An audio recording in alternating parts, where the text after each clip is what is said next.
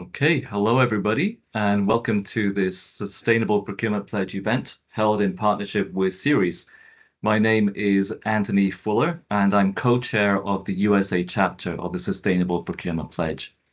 Today, we're going to talk about public procurement rules in three different jurisdictions: the United States, United Kingdom, and Canada.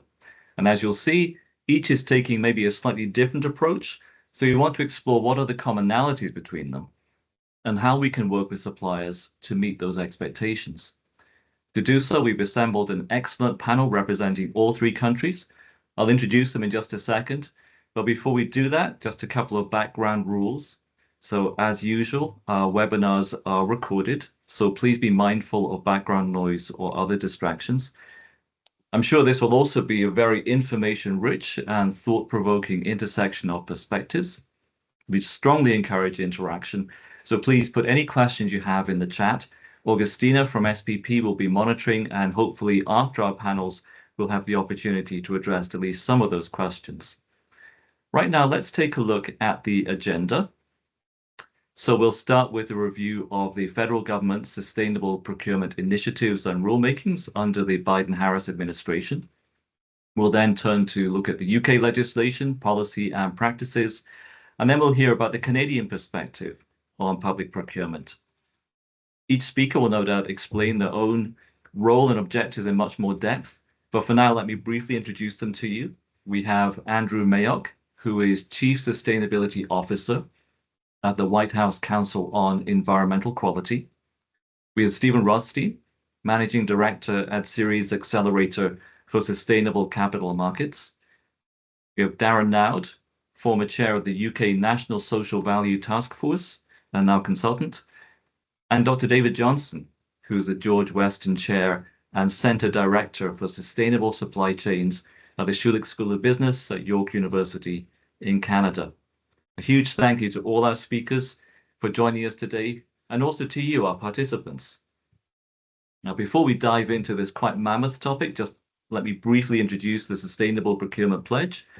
The SPP is a worldwide collaboration of procurement professionals, and overall we represent trillions of dollars of spend in both the public, private, and not-for-profit sectors. Sustainable Procurement Pledge exists to educate, empower, and equip procurement practitioners so they can drive the sustainable procurement agenda wherever they are. If you've not yet done so, please take a moment today to look for us on the web or on LinkedIn and sign up as an SPP ambassador. And now, with that in mind, let us turn to the opening section on the US procurement rules. And I'm going to just check, do we have Andrew online?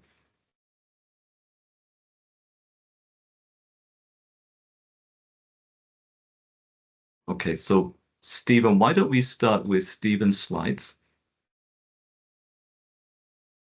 Stephen, please take it away. I'm happy to do that, but I see Andrew. Andrew, can you hear us?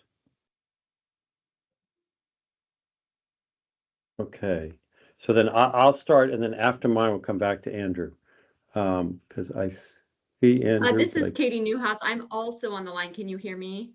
Yes, we can.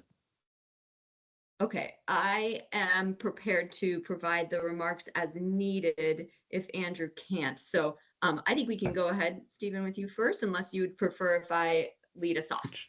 Either way, whatever you prefer. I'm happy to do it, and then maybe that gives Andrew another minute, and whether Andrew or you, Katie. Okay, that sounds great. Go ahead, great. Stephen. Yeah, thank you. I'll go ahead. Again, Stephen Rothstein, Managing Director of the Ceres Accelerator. Thank you. Next slide, please. I'm going to go through these very quickly in the interest, because there's lots of amazing speakers. We want to learn from them and want to make sure there's time for questions. So Ceres is a nonprofit. This is our 35th year. We work with both investors, companies, policy, and regulators. Our investors represent $44 trillion of assets under management, and they're trying to decarbonize the companies that they work in, and they understand that procurement is one of the critical things. Work with some very large companies, including many who are involved with SPP. We appreciate all that you're doing and the co-sponsorship of today's important event. And again, many of these companies are working on their decarbonization efforts. Next slide, please. Clearly, I don't need to tell many people, I'm going to spend a lot of time on this, but why the US government? because they're the largest purchaser in the world, close to $700 billion, and lots of, obviously, everything from when you think about steel and cement to military and paper clips and whatever, it has an enormous impact on the rest of the economy. And there are many products over time where the U.S. federal government has taken steps that have led to a broad decarbonization across that sector. Next slide, please.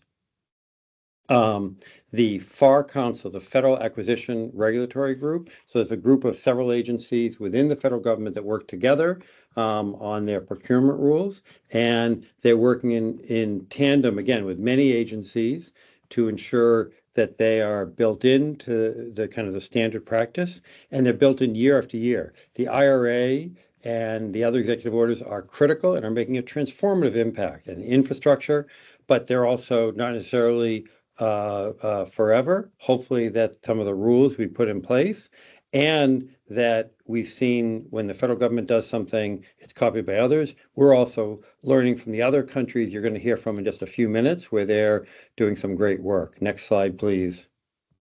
That there are three major areas. There's one rule, and I'm going to just do very high level. Andrew or Katie can talk more in detail about the existing rule. The Sustainable Products Procurement Rule that was finalized in April of 24.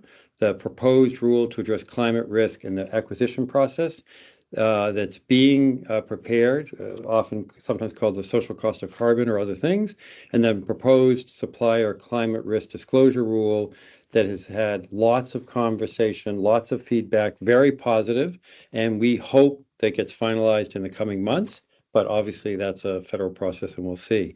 Next slide, please. So on the products rules, this is again on the products level, not at the company level. Procurement of products and services are federally designed as sustainable, and that's now required in contracts where there's sustainable options.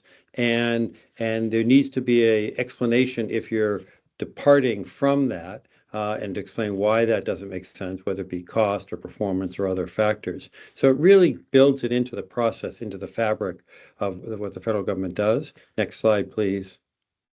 And there's a whole range, again, in the interest of time, I'm not going to go through all of these, but for those of you not in the US, the Environmental Protection Agency and DOE, the Department of Energy, there are a variety of standards from WaterSense and Energy Star and Safer Choice and many other labels, and that they have been updated and more specific. So really trying to move the needle on many of these products. And I give, again, the folks enormous credit, both who worked in the government and the private sector that collaborated on these, really built it into the work that's going on. Next slide, please. And this is just an example of leveraging the procurement, as I say, enormous sums of money on a regular basis. But now when you add the infrastructure legislation, the CHIPS, the Inflation Reduction Act, it's really having a chance to even having a bigger impact. And so appreciate all the leadership, again, Andrew and Katie on this call and many, many other folks at EPA, DOE, and many, many other groups to have low carbon industrial products, steel and other things. Next slide, please. So clearly there are many folks in this line already that are doing an amazing job in the private sector. And SPP, I give again you lots of credit for pulling folks together. There are many companies that are leading this effort. We have some members that are part of that. And then there are some other governments that you're going to hear from in just a minute. So appreciate what's been done, and we all have to move faster to reach this goal. Next slide, please. So the proposed supplier rule, which we briefly talked about, this would focus on the nation's largest contractors, just the very largest, and I'll define that in another few slides, and would require scopes 1 and 2 for large suppliers and scope 3 for the largest, as well as for the very largest validated science-based emission reduction targets. Next slide, please. And it's really to understand what is their ability to think about being prepared? I mean, in addition to the risk of climate, if you think about, if you go to the the Department of Defense website or look at other things, climate affects our national security in so many different ways. And so this would give the procurement officers, really on behalf of taxpayers, more information about product disclosures to ensure the safety and soundness over the long term, whether it be on building buildings or machinery or items for national defense or other things that that would be covered. Next slide, please. This is just an example that the impact of climate change is happening. Obviously, it's happening on buildings today. It's happening in the insurance market. And this is just a sobering statistic that 1 in 4 steel bridges could be impacted by that. So it's something we have to think seriously about. Next slide, please. These are a few leaders. There are literally dozens and dozens.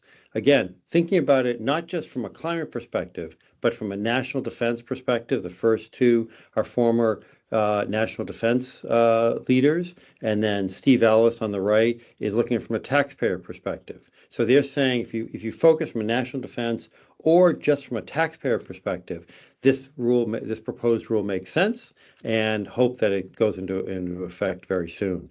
Next slide, please. So the essence of it is literally only 0.3% of the contractors. So it's the largest are those that sell $50 million or more to the federal government. And then they would do scope 3 and the SBTI requirements. These are based on the draft. I don't know what the final will be, of course. And then those that are large, meaning 7.5 to 50 million, would be required to do scope 1 and scope 2. So that means 98% of contractors don't have any new obligations. So if this is a concern of, oh, what about small companies, they wouldn't be covered by this. And it's really based on the voluntary frameworks from around the world. And there are a variety of exemptions. Again, I won't go through that today, but there are over 20 countries, I think it's actually a few more now, with 55% of the world's GDP that are in the process of developing their climate disclosure rules that are all based on the same standards here. Next slide, please. So in the chat, you'll see some links. We'd love to involve you. First, my email's there, my colleague John Kostiak. If there are questions on this, please reach out to us. And we hope that you would consider getting involved. So again, just in the interest of time, I'll turn it back to the moderator or Katie or Andrew with deep thanks. Thank you very much, Stephen. So I think we may have Andrew online. You can see me. The question is, can you hear me, Anthony? We can definitely hear you, Andrew. Excellent. Great, thank glad you. we're Please able go to ahead. get over the tech issues, and glad to work seamlessly with my colleague Katie Newhouse, as well as you all. Very happy to join here today. Want to just thank a few folks up top before we dive in here.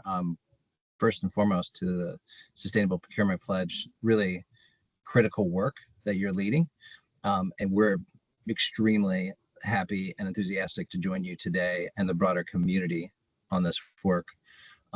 Happy to share what we've been up to in addition to what Stephen has just provided over the last 4 very productive years. Want to thank our good friends and colleagues at Ceres. Couldn't have a better partner, an ally in the community than Stephen and John and the whole team there. And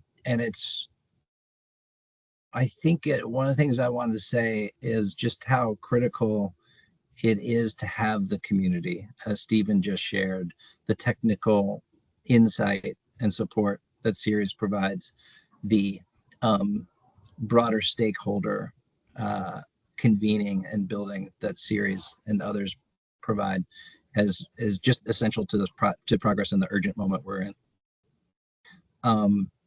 I wanted to say a few words building on Stephen's comments about where we are and where we're headed.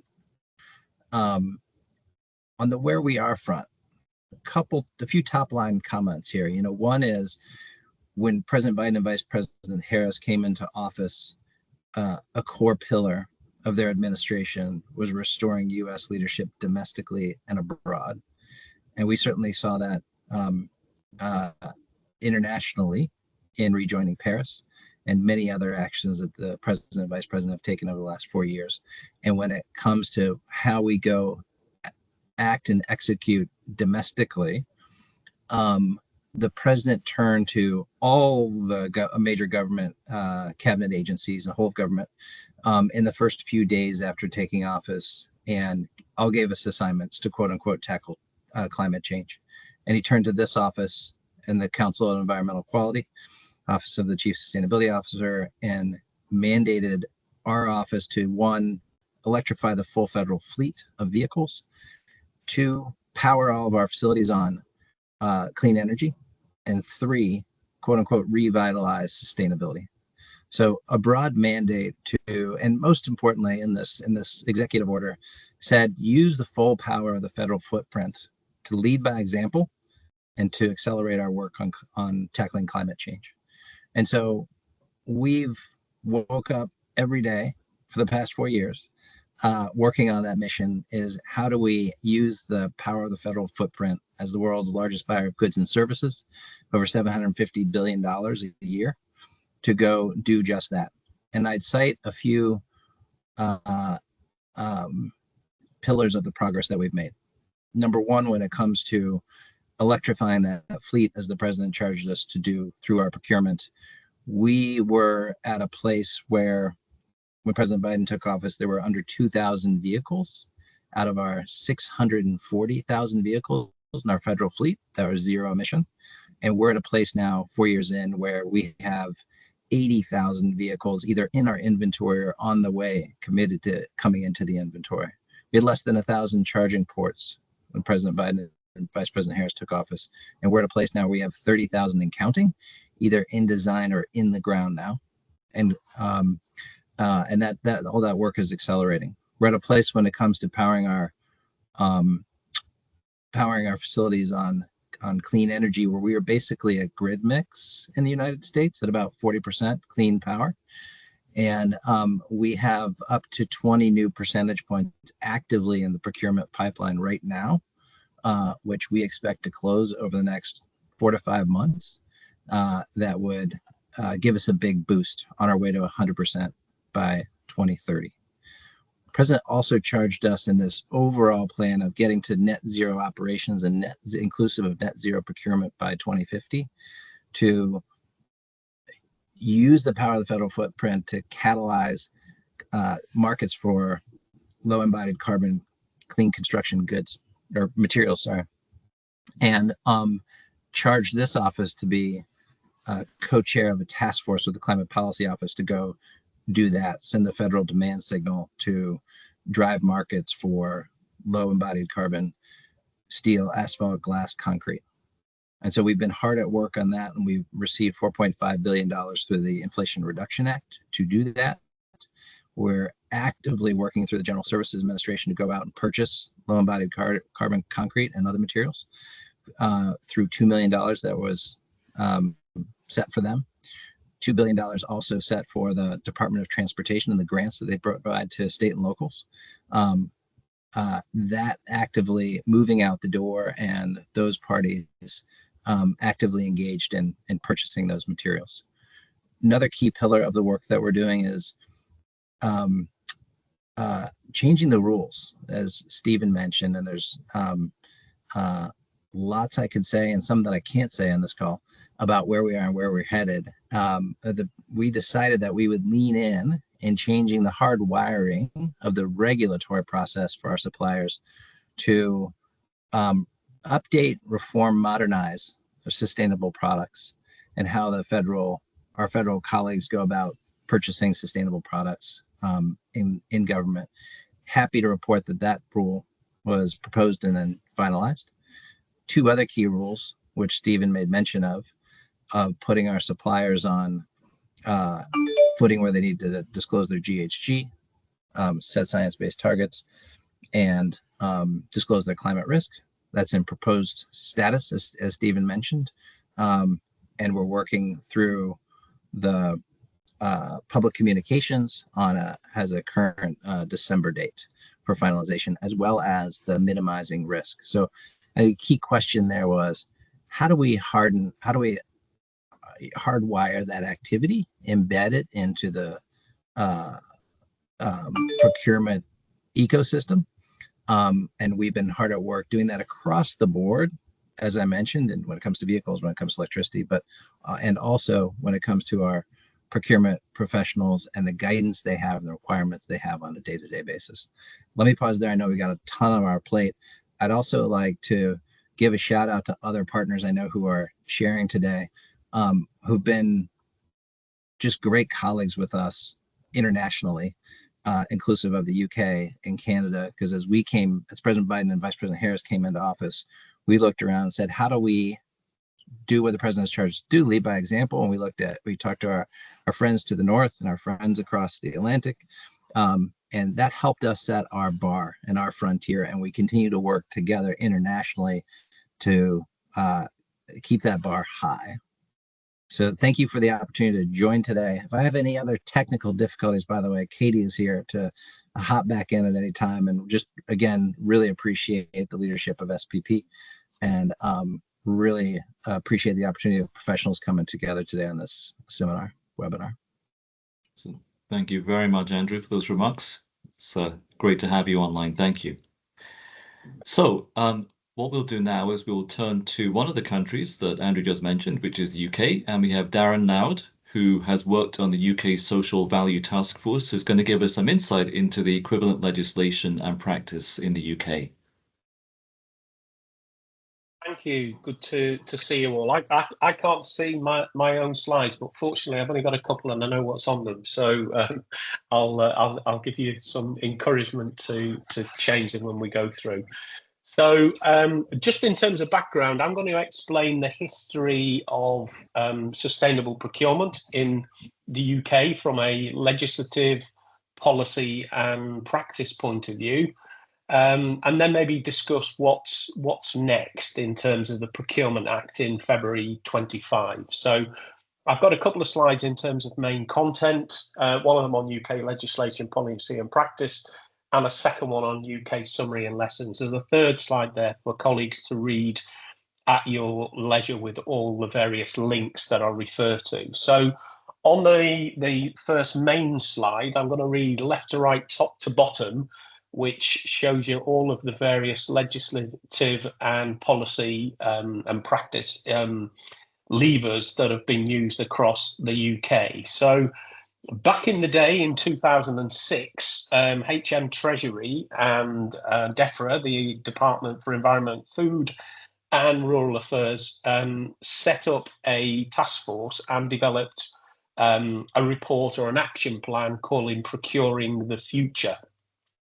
Now, that contained 6 recommendations, leading by example, setting clear priorities, raising the bar, building capacity, removing barriers and capturing opportunities. And that really was, I guess, the main driver at that time to push what was referred to as sustainable procurement, but is probably more relatively known these days in the UK as social value. And the UK spends around about £400 billion of public money on goods, works and services through central government and local government. So you can see that's a big impact, and the importance of value for money and delivering good social, economic and environmental outcomes through that spend is really important.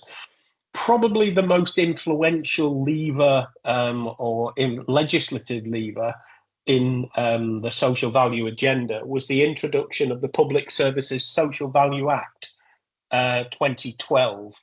And that really, for the first time, moved from a voluntary direction to more of a mandatory direction with a legal basis. And that act required authorities, public bodies, to consider how the procurement process could improve the economic, social and environmental well-being of the relevant area, and how procurers could secure the improvement through the overall procurement process. I think it's fair to say hitherto, out of the social, economic and environmental requirements, environmental was very much the most prominent at that point in time.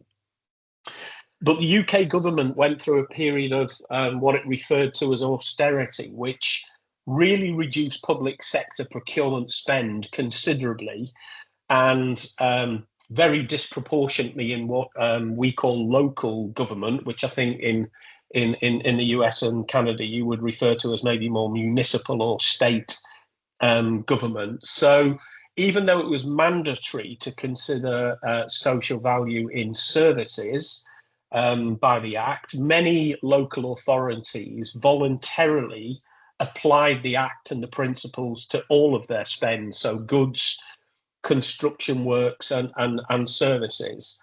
So social value really started to build up a little bit of pace, but being most candid, it actually proved quite difficult to identify and explain what government and government departments meant by social value. So the Local Government Association set up something called the National Social Value Task Force, which I was very fortunate to chair for 7 years, and working with a very clever organisation called Social Value Portal, we established what is commonly called in the UK the TOMS system. And the TOMS system refers to themes, outcomes and measures. And the themes cover things like community, work, economy and planet. And the TOMS really are a series of financial measures or proxy values that allow procurers to, it gives us a compliant mechanism to be used in public procurement exercises to get supplier commitments and hold them to account contractually. And it was a real game changer for procurers. It really developed commitments in terms of outputs, but I'll come on and touch before I conclude on the importance of turning those outputs into outcomes. We also hold an annual social value conference where we share all knowledge and information, skill and practice, etc. We had one last week, which was absolutely fantastic, and that good work continues. Following on from the Social Value Task Force, the local government then developed a national procurement strategy, and this was very much for local government rather than central government. It was sector-led and it was built around about innovation and improvement, and that promoted several priorities, including fulfilling social value priorities, such as creating new businesses, new jobs, new skills, improving supplier diversity, innovation and resilience, and also importantly, tackling climate change and reducing waste. Now, that leadership or influence from local government then really prompted central, or I think federal government, as colleagues may call it, in the US and Canada, to raise their game. And they introduced a procurement policy note, technically called PPN 0620, if you care to look it up. And that was all about taking account of social value in the award of so-called above threshold contracts for central government spending. And that required central government departments to include a social value weighting in their decision-making process of 10%. The approach was quite similar to the TOMS, other than it was qualitative and is qualitative rather than quantitative. And it had such themes as, given that it came into play in 2020, COVID-19 recovery, tackling economic inequality, fighting climate change, equal opportunity, and well-being. And then further to that, central government introduced another policy note, PPN 0621, which was about taking account of carbon reduction plans in the procurement of major government contracts. And this was really in support of what we refer to in the UK as the net zero target. So this policy note really sets out the requirement to take account of suppliers' net zero carbon reduction plans in the procurement of government contracts. And any contract with an anticipated value of 5 million GBP per annum requires bidders to be assessed as part of their technical and professional capability regarding their commitment to a carbon reduction plan, commitment to net zero by 2050, and also to set out the environmental management measures they have in place to be utilised during the the performance of the contract. Further to that, government then issued a policy note on something called the National Procurement Policy Statement, which requires all public procurers, whether the central government or local government, to have regard to certain national objectives. And that was all about social value. That is now under consultation. You may know we changed our government from Conservative to Labour mid-year. So the new Labour government is taking the opportunity to review the content of the National Procurement Policy Statement and the objectives that are set out. And that the consultation, I think, ends on November 4th. And then that will feed into new legislation that comes live in February 2028. And I'll touch upon that in a second. And really, this survey is around 4 kind of open questions to engage with practitioners to seek their view on things like how we might go about getting increased value for money, better social value, better innovation, and working collaboratively. The biggest change you see on the slide there, we've got 2015 public contracts regulations. That is European legislation, and then we can maybe move on to the next slide, please. The Procurement Act will come in on February 24th on 2025, and you can see there some of the main benefits of that. So it commences in February. It's shorter, simplified, flexible legislation just for the UK, but excludes Scotland, because they're carrying on with Public Contract Regs 2015. There's new procurement objectives. There's a broader approach to value for money, something which means that public contracts will be decided based upon most advantageous tender that will enable wider, broader social value needs to be taken into account. The National Procurement Policy Statement, which will by then be implemented for 2025, will be part of the legislation. So all government procurers will have to have regard to the objectives set out in the so-called NPPS when it is revised and reissued. And as well as those national objectives, you can set your own local objectives and your own local priorities. The legislation will give us greater flexibility and transparency, a whole full contractual life cycle view of what will happen, what is happening, and what did happen. And there's something like anywhere between 17 notices that public procurers will have to publish throughout a contract management life cycle.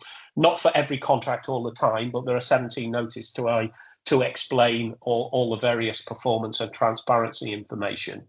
Most importantly is the increased prioritization for small, medium enterprises and voluntary community social enterprise organizations. And procurers will have to have regard to the barriers that those organizations will face and try their utmost to try and remove those barriers to get better engagement. And overall, the Procurement Act will have much wider social value opportunities, which will be really, really helpful. So with that review, I guess, of the history and where we are and where we'll head up, maybe now I could share just a few lessons, if you want, from the UK perspective, from my view from a leadership point of view, but also from a practitioner point of view of somebody who's managed large government spending. So I think the importance of legislation and policy cannot be understated. It's been really helpful. Leadership matters both politically and professionally to ensure that social value is driven. And pre-procurement market engagement, or as the Act will call it, preliminary market engagement, is really, really crucial to understand the category of spend, but to engage with SMEs and VCSEs to get their ideas, solutions and innovations and engagement in procurement processes. And really that supplier engagement makes sure the suppliers fully understand what government is trying to achieve, and that understanding also will hopefully help develop their capability to deliver. Social value weightings really do signify importance. There's no, central government have a 10% weighting.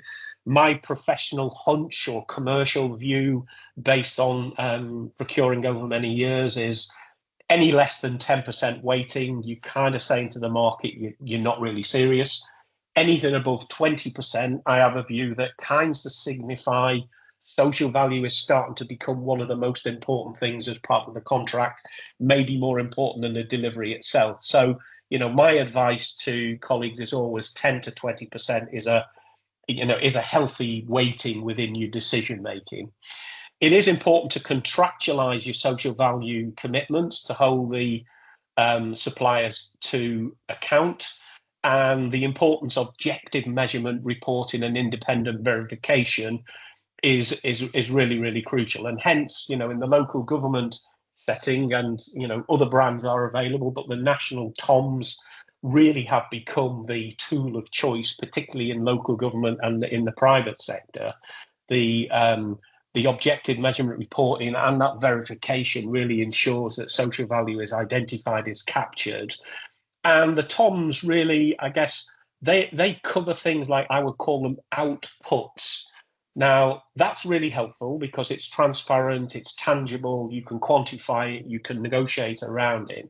But you really do need robust contract management to deliver the outputs, to make sure that the committed outputs deliver sustainable and real outcomes on the ground to change the lives of people. And I guess the latest trend from more experienced practitioners now is what we refer to as collaborative and place-based social value. So if you imagine, in my previous role when I led a local authority, I was trying to deliver social value outcomes in County Durham, the place that I worked. And that was very much from the council and local authority point of view. But we developed an initiative that then included police, fire and rescue, education, housing, etc., health. And we were all working together, and based upon a collaborative approach, we developed our own local version of so-called County Durham TOMs, because we realized that whilst we all had different objectives, we were trying to satisfy the same customer just through a very slightly different lens. And if we could work together and we all pursued similar social value outcomes through our individual work, we actually were helping each other achieve our objectives and delivering good outcomes for the community. Yeah. So that's where I'll leave it, if that's okay. I hope that's helpful.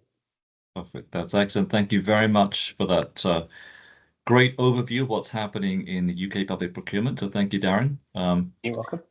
Excellent. And so now we will turn to the Canadian perspective with Dr. David Johnson. Hi there. Thank you. Thank you for inviting me to this to my first SPP event. I'm going to deviate a little bit from our other two perspectives in that I'm coming from a business school, so I tend not to emphasize so much what the government policy is, but what's happening bottom up in reaction to policy, and of course, particularly what the reaction is from suppliers when they are actually dealing with the purchasing function in government. Next slide. I think I can control slides, I believe, here for my. Yes. Okay, great. So just to connect to the US and UK experience, we do have a similar procurement standard that was announced by our version of the Treasury Board, which is kind of like the CFO for the government for those folks that are in the United States. And it's basically doing similar things that have been mentioned before. We have a cap of 25 on expenditures of over $25 million, the government is asking for disclosure of greenhouse gas emissions and setting reductions targets. Now, they haven't got to the actual target part yet. Obviously, they're targeting the bigger chunks of the public spend, which gets us into discussions about reducing carbon in concrete, reducing electrification of fleets. Those are two big capital expenditures. And this policy has come about not kind of just out of the blue. There's obviously been some legislation beforehand based upon targets for Canada's Net Zero Emissions Accountability Act from the 2021. Obviously, we have some commitments under the international climate change agreements that we belong to.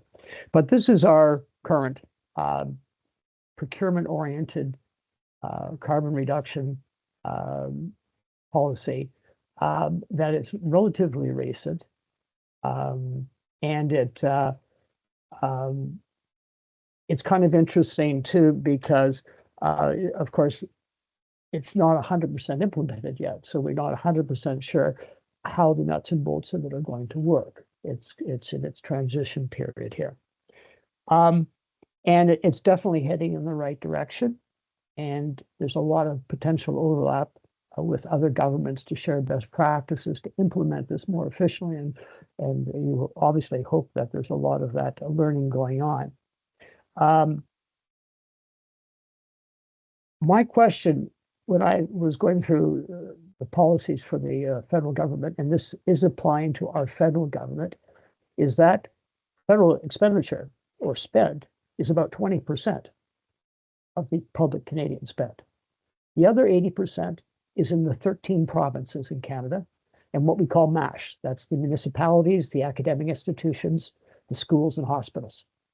And of course, some of what affects how effective public expenditures channeled through procurement into actually having an impact socially and environmentally is a function of the structure of our government a little bit, right? You have to work through this transition mechanism of those tax dollars moving forward to actual projects that have impact. And one of the interesting questions, though, is if you were a person wanting to make change happen here, of course, where would you focus in terms of competency and capability? And of course, you'd want to know, well, how is this, what the federal government is going to do, translate into what the provinces are going to do and what the municipalities and other institutions are going to do. Just going back to the federal level again, lots of other things going on in the sustainability area, and not all of them are environmental. For instance, we have an issue in 2023 of our version of the Modern Slavery Act, fighting against forced labor and child labor and supply chains. Interesting how this came about. It was a private member's bill versus necessarily was on the agenda of the elected government. We also have a single-use plastics prohibition. That's actually an amendment to an existing act that we have, this Canadian Environmental Protection Act. And of course, this was in 2023 too. So both these things are having an impact on industry and suppliers because it's asking for you to be accountable. They're getting supplier surveys, or at least they're being asked tendering documents, tell us what you're doing or what you're thinking about in that area. The other thing that's been preoccupying the federal government a little bit is defending the carbon tax that we have. Canada is one of the few places that has an actual carbon tax in effect, and it's been in effect for a few years, but it's been politicized, and it will be an issue in our next election, since the party that's Her Majesty's loyal opposition is making it one of their campaign slogans to eliminate it. So there's a lot on their plate to think about, but I'm glad to see that they're actually trying to get down to the nuts and bolts of procurement, how they walk the talk in their own procurement at their level on the 20% that they control. Now, the other thing that's, so you don't get distracted by the 20%, is the government also controls a lot of funding with grants and various other financial means of incentivizing the other 80%. province, from municipal governments. If you're a municipal government and you want to electrify your fleet, you can get grants from the government. The government, of course, is predisposed to that kind of activity. So my question a little bit, just given all the activity, is how will some of these other activities impact the 80% of public procurement in the 13 provinces and those what we call MASH institutions? What perspective I'd like to bring to this, and I think Darren's already kind of referred to this, is how do we make the stakeholders involved in public procurement capable of doing business sustainably, other than on a traditional best value basis? You know, this is the thing that's embedded in the legislation that governs, for instance, how a municipality in Canada operates. We have most municipalities would have a purchasing bylaw, and that would be empowered by a provincial municipal act that would say that you can procure your own products. Embedded in that is this idea of achieving best value, which of course basically boils down to, when you operationalize it, to trying to find the lowest cost product, right? So that you're giving value for the taxpayer. And yes, there's a quality dimension, you know, it just has to meet specifications and that sort of thing. And there are some conformance to law requirements and regulation requirements. But this best value focus here is a tricky one because essentially you manage what you are measured on and held accountable for. And so the struggle in the other 80% in procurement is try to deal with how do we modify this best value. In some cases, they have to go and actually modify the rules of engagement such that then they can put in place the organization and the incentives and the instructions to employees to follow through, and the process, like the RFP process, follows through. So we've been doing some work in the research institute that I work for, which is the George Weston Limited Center for Sustainable Supply Chains. We have a unit called the Sustainable Public Procurement Accelerator Lab, and part of that is going on and talking to public procuring people at various levels in government, and trying to understand their challenges managing the procurement function so that they can move ahead with what is a lot of good intentions on the part of all levels of government. There's a lot of good intentions to achieve social and environmental goals. Here's what, though, we hear from suppliers about doing business with public procurement people, and this is the Canadian perspective here, I realize. And these are kind of quotes from some of our qualitative research. If I didn't need the volume, I would not sell to government. And what suppliers are saying is, why is it so damn hard? And of course, when you come in and start talking to us about sustainability, where you're adding another layer of information you want to extract from us in surveys and engagements and metrics and that sort of thing, this is all going to add to our cost of doing business with you. And we also notice things like, you know, it takes a while to do business with you. Your process is quite lengthy. And it can also take a right-hand turn and amount to nothing. And of course, there's some problems with having repeat purchases, of course. So we get that kind of comment. The other thing we get from suppliers, particularly when we start also talking about sustainability, is when are they going to get out of the pilot project mode of sustainability? So we know that they're interested in sustainability. They're willing to do a pilot project, but is this going to be a regular thing for them? Not only in one department of the government, but other departments. Is there going to be some sort of synergy? Can we grow a business here with you? And are they going to commit to this? And is this going to be the new to be held accountable for? A third thing that they commonly tell us is innovation requires paid time and flexibility in pricing in terms of delivery. And in terms of delivery, there's sometimes a very rigid drive to get a contract. And once the contract is finalized, then you execute. And this is all based upon good public procurement practices, right? But the reality is when you're innovating, particularly whether it's putting new energy reducing technologies in place or energy substituting technologies in place that you haven't used before, there's always the unknowns that you have to manage, and there's the unknown costs. And those costs are not only material costs, they're also the costs of the time of the supplier to adjust the specifications that they've they've agreed to.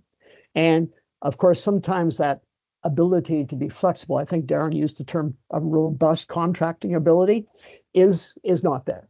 And so it's a bit of frustration with the suppliers. So sometimes the suppliers don't bring their best stuff to the purchasing people and the internal clients that they serve in their organization. So what do we hear from the other side? And we've done a couple of things on the purchasing side with purchasing professionals, both, and we deal with private as well as public. On the public side, and we've done experiments where we try to understand their decision-making process a little bit, there's a lot of trouble when it comes down to bid evaluation. How do I interpret what is an acceptable trade-off between that cost and the quality and those sustainability objective? Especially when you've got a hard number like cost and you've got a soft number, a soft piece of information like what would be in the social value criteria of hopefully over 10%, as Darren mentioned. How do I combine that with the other objective and come up with a good decision, or at least how would the internal customer that we're facilitating come up with a good decision? And being very clear about the mechanisms of it and what they mean is a education function that traditionally purchasing people sometimes have not done with their internal customers. Another one is, how do you give preference to new potentially innovative suppliers that can be more sustainable? Some of these organizations are entrepreneurial in Canada. They don't have their means of sales and marketing are not as sophisticated, and their understanding of the RFP process, the public procurement process, and why it works the way it does is not there. So do you give them some points or give them a bit of a discount on the amount of effort they have to put on because they are a small and a medium-sized firm? And in Canada, of course, we're very interested in minority-run and Indigenous businesses who are often smaller and often they'll have very interesting solutions that would fulfill a social value or an environmental objective. And we'd like to bring them into the supply base. How do we do that, even though they don't have the management capability?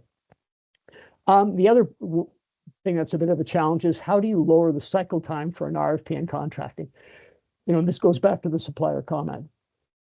It seems that the public service is often said to be the last place to actually adopt continuous improvement practices that are prevalent in industry. And you really do have to lower the amount of time and effort that goes into putting an RFP through and contracting. And that means even though you're loading on more sophisticated specifications, such as concerning the environment or concerning the social value of a product or service that you're procuring, there's a real challenge here to figure out, when you're also adding a request for more information from suppliers, how are you going to streamline that so it is as unobtrusive as possible and has a lower, there's no barrier to that. And then the final thing that we've observed is that, how do you motivate staff to innovate? The traditional purchasing mentality is not to take risks with suppliers, and definitely not to take risks with potentially disobeying a purchasing bylaw. But if the job is basically procure, and if anything, protect the financial solvency of the organization, right? So how do you motivate staff to be innovators and to be market engagers, even though you would have rules in a lot of public procurement that say, in the interest of being open, fair, and transparent, you maybe shouldn't talk to suppliers under certain circumstances that would be considered to be, colluding with them.